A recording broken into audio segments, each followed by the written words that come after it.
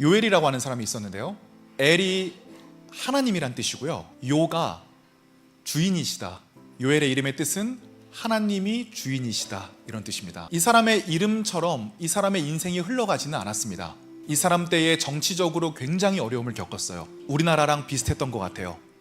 왕이 임기를 채우지 못하고 물러나게 됐고, 정치적 경제적으로 혼란기에 있었습니다. 메뚜기 떼 600만 마리가 이스라엘을 덮쳐서요, 이스라엘이 가을에 수확한 것을 모두 가져가 버렸습니다. 농민들은 대기근에 시달리게 되었습니다. 그런 상황에서 하나님께서는 요엘에게 말씀하십니다. 이스라엘이 죄를 지었으니 이 죄에 대해서 내가 철저하게 심판할 것이다. 하나님은 공의의 하나님입니다. 하나님께서 저와 여러분들의 모든 죄에 대해서 그 죄에 맞는 대가로 분명히 갚을 것입니다. 자, 그런데요, 하나님께서 그 후에 요엘에게 이런 얘기를 하십니다. 하지만 그 후에 내가 내 영을 만민에게 부어 줄 것이다. 그 후면 이전에는 무슨 일이 있었어요? 심판이 있었습니다. 우리의 잘못에 대한 징계와 경책이 있었습니다. 그런데 여기서 끝내는 것이 아니라요, 이후에 하나님의 영을 두 글자로 하면 뭐죠? 성령을 하나님의 백성인 만민에게 부어줄 것이다. 여기서 부어주리에 해당하는 히브리어 따라해 볼게요. 에쉐포크. 대대적으로 내가 작정하고 엄청나게 많은 양을 부어줄 것이다. 하나님께서 성령을 만민에게 에쉐포크 하는 순간에 이런 일들이 일어날 겁니다. 장래를 예측할 수 없는 우리 이래 같은 아이들이 장래일을 말하게 될 것입니다. 늙어서 아무런 꿈을 꿀 수 없는 노인들이 꿈을 꾸게 될 것입니다. 그리고 젊은이는 이상을 보게 될 겁니다.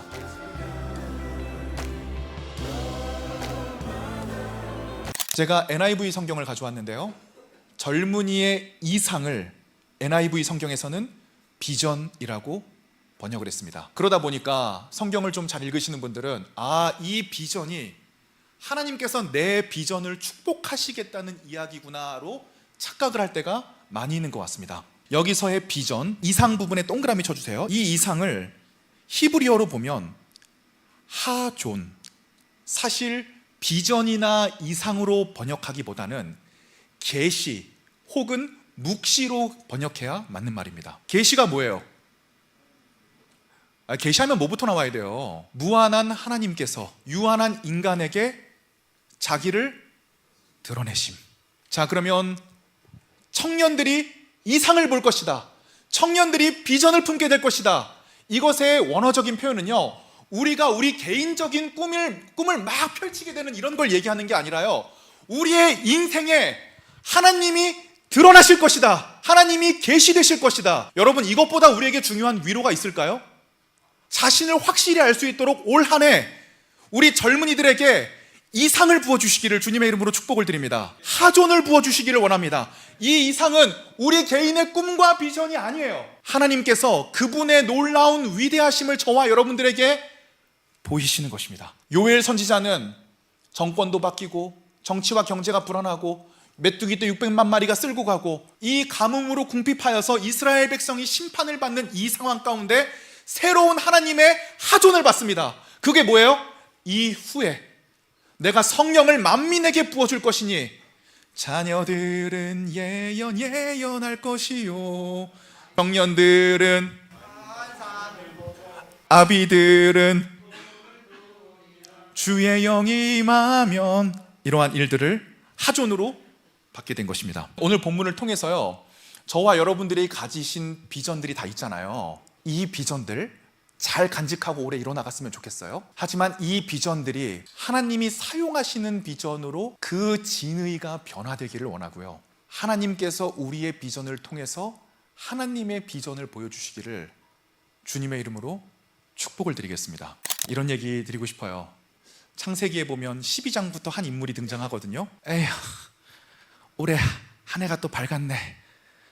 에휴, 내 나이가 75살이 됐네. 아유, 근데 새해가 밝으면 뭐하나? 나는 아들이 없는데.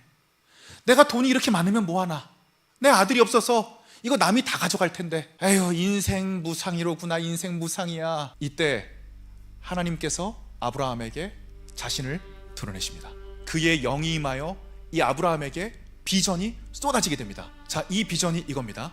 여호와께서 아브라함에게 이르시되 너는 너의 고향과 친척과 아버지의 집을 떠나 내가 너에게 보여줄 땅으로 가라. 내가 너로 큰 민족을 이루고 내게 복을 주며 내 이름을 창대하게 하리니 너는 뭐가 될지라?